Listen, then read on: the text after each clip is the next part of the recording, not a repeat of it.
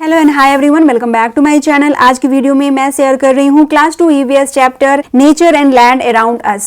इस चैप्टर के कंटेंट जैसे different land forms and water bodies बच्चों को कैसे एक्सप्लेन किया जाए ताकि वो कभी कंफ्यूज ना हो, क्योंकि बच्चे अक्सर प्लेट्यू, माउंटेन, हिल्स, प्लेन्स इन सभी में कंफ्यूज रहते हैं। तो किस तरह से समझाया जाए, कैसे एक्सप्लेन करें, आज की वीडियो में डिटेल में मैं बताने वाली हूँ। तो वीडियो को अंत तक देखें, पसंद आए, हेल्पफुल लगे तो प्लीज एक लाइक से मुझे मोटिवेट करें और चैनल पे नए हैं तो सब्सक्राइब जरूर करें। ऑल लिव ऑन अर्थ, ये बच्चे को पता है। अब बताइए, Earth is the third planet from sun and only planet in our solar system which is suitable for life.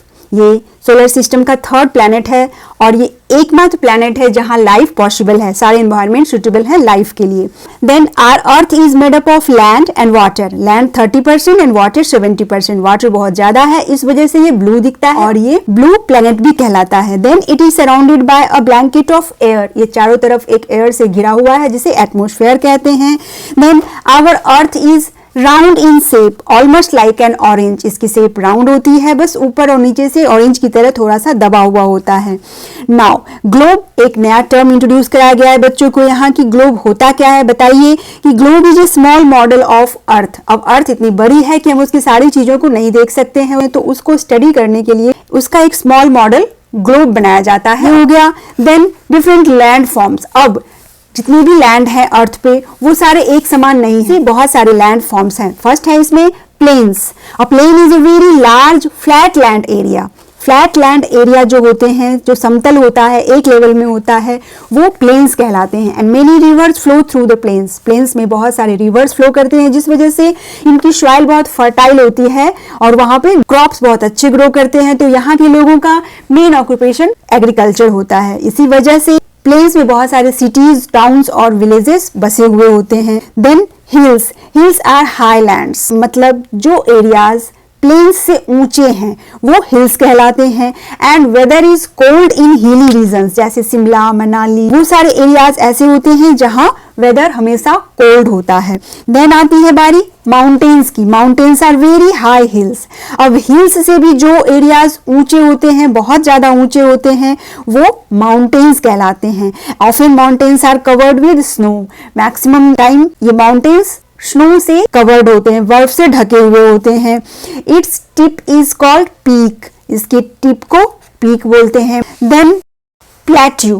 Plateau is a flat area situated at a height. Flat area लेकिन height पे, वो plateau कहलाती है और इसे table land भी बोलते हैं। Then valley. Valley is an area between two hills और टू माउंटेन्स। ये भी प्लेन होते हैं और इनकी सॉइल भी फर्टाइल होती है।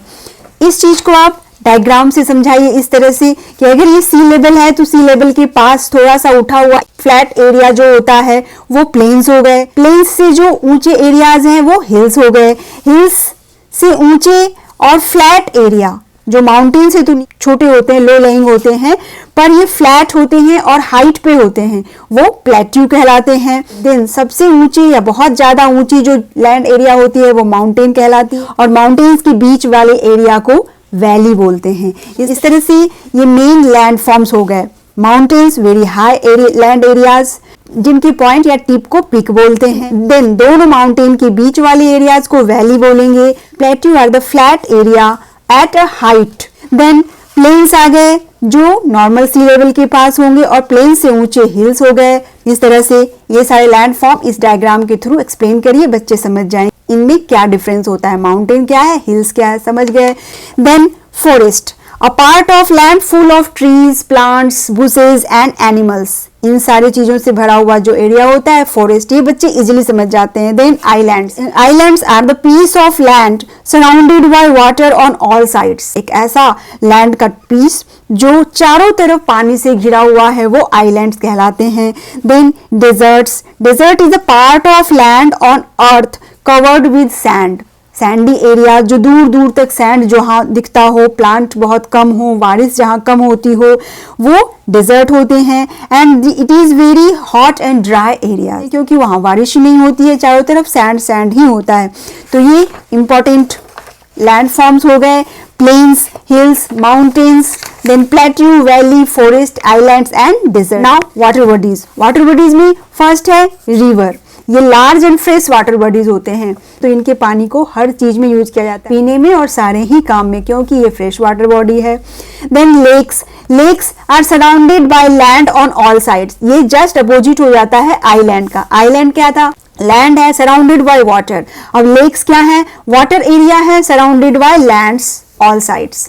चारों तरफ से लैंड से घिरा हुआ वाटर एरिया जो होता है वो लेक्स हो गया। Then oceans are very vast and deep water body of salty water. ये सॉल्टी वाटर के होते हैं और बहुत ही विशाल होते हैं, डीप बहुत गहरे भी होते हैं। एंड यहाँ इंपॉर्टेंट बात ये भी बताइए कि there are 5 oceans in the world. उनके नाम बताओ, नहीं पता है तो बताइए। Pacific, Atlantic, Indian, Arctic and Antarctic ocean. ये 5 ओशंसों के नाम लर्न करवाइए।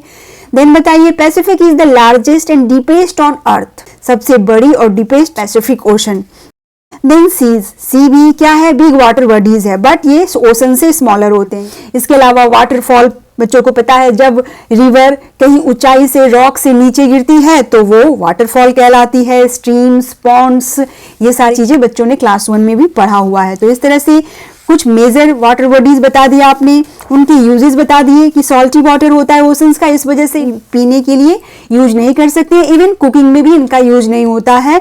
रिवर वाटर फ्रेश वाटर होता है, इसलिए उनका यूज होता है। मेनली इस चैप्टर में बच्चों को डिफरेंट लैंड फॉर्म्स के बारे में ही बताया जाता है, जिसे आप इस डायग्राम के थ्रू बताइए, बच्चों को एक्सप्लेन करिए। बच्चे को ये चैप्टर बहुत ही ईजी लगने लगेगा और इसके वर्कशीट को वो फटाफट कर लेंगे। अपने कमिंग वीडियो में मैं इससे रिलेटेड वर्कशीट शेयर करने वाली हूँ, तो स्टे ट्यून्ड। और आज की वीडियो अगर अच्छी लगी है तो please like, share and subscribe. Thanks for watching, bye bye.